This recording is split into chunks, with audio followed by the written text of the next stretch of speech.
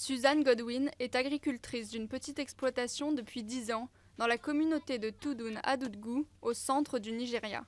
Un travail pour lequel elle s'est heurtée à de nombreux obstacles, à commencer par l'acquisition d'une terre.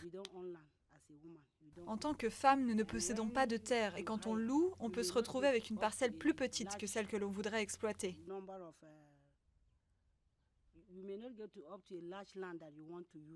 Suzanne n'est pas la seule agricultrice confrontée à ce problème. Au Nigeria, les traditions et les coutumes sont souvent un frein aux ambitions des femmes.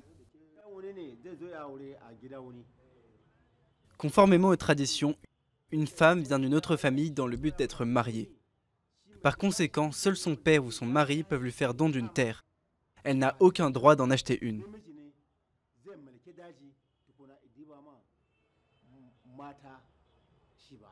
La plupart des femmes qui n'héritent pas d'une terre finissent par la louer à leur homologue masculin. Une situation qui crée des tensions, car si les récoltes sont mauvaises, les hommes n'hésitent pas à reprendre leur terre.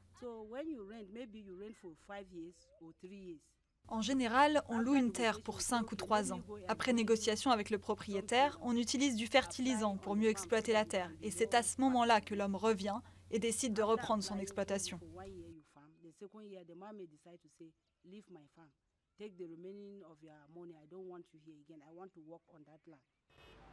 Face à la récente chute des prix du pétrole, le Nigeria, premier producteur du continent africain, a tout intérêt à diversifier son économie. Dans un pays où les femmes produisent 65% des produits locaux, miser sur l'agriculture implique un changement des mentalités. L'ONG Oxfam lutte pour l'émancipation des agricultrices. Pour le moment, elles sont encore désavantagées par certaines pratiques culturelles qui persistent. Tant qu'elles ne pourront pas acheter, elles n'auront pas de parcelles. Certains obstacles majeurs ont besoin d'être levés pour que les femmes puissent posséder leurs terres.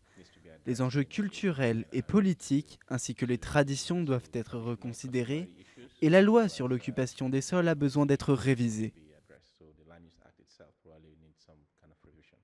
Malgré les difficultés, Suzanne Godwin n'a pas l'intention d'abandonner. Je vais continuer à lutter en espérant qu'un jour les choses changeront. Désormais première puissance économique d'Afrique, le Nigeria pourrait devenir l'un des acteurs majeurs de la production agricole africaine, à condition que les femmes puissent y trouver leur place.